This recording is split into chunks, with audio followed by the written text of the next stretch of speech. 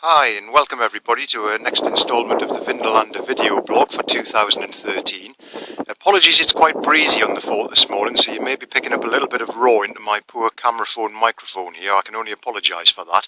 And whereas last week I concentrated more on the western side, the eastern side of the excavation over by the Intervallum Road and the fort rampart, we've been doing a lot more work this week on some of the primary 3rd century features, the original levels of Stone Fort 2 built by the 4th cohort of Gauls in 213 AD. So if I can just guide you through a little bit of what we found over the last 2 weeks. Here we are, the gable end of the northernmost barrack, up against the praetorium to the north over behind the barriers there. And we've been cleaning down through the 4th century rubble, the building debris. We've cleared that away largely now, and we're just starting to pick up the floor levels. You can see some flags in the top of the shot there and the beaten clay floor of the original barrack surface. And one of the most significant things about this so far, although it's very early days, is that in comparison to the later barrack, which has turned up over 50 arrowheads on the floor, this one we haven't had a single one so far. So we've got a clear change between the use of the two different structures. So work's been going on apace on there, cleaning out the floor levels.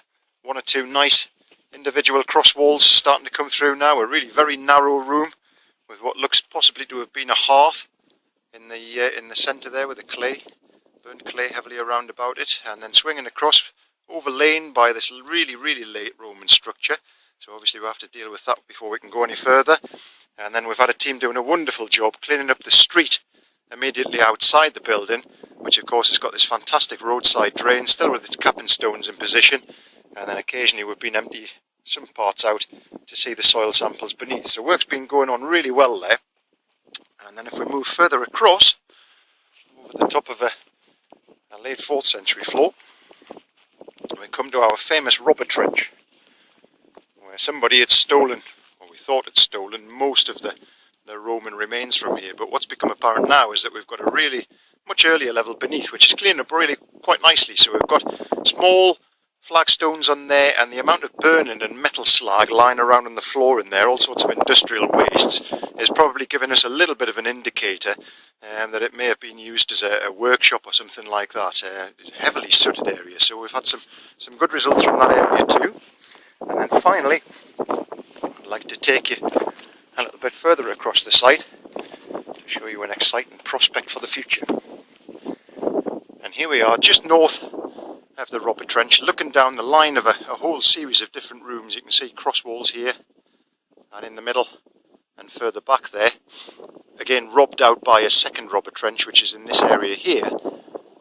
But the important thing I think so far is look at the subsidence on those walls, those classic U shape all the way down. That must be about 30 metres across the trench there. So we've clearly got an underlying earlier feature into which all of this later material subsided. Now obviously we haven't got a clue what this is just yet, and we've got the later buildings to deal with first, but at some stage in the future, probably next year, I think we've got something potentially quite exciting, maybe a ditch or something like that, to examine where all of these later features have subsided into. So that's about where we are at the end of the 16th or 17th week here. So the dig's still going really well.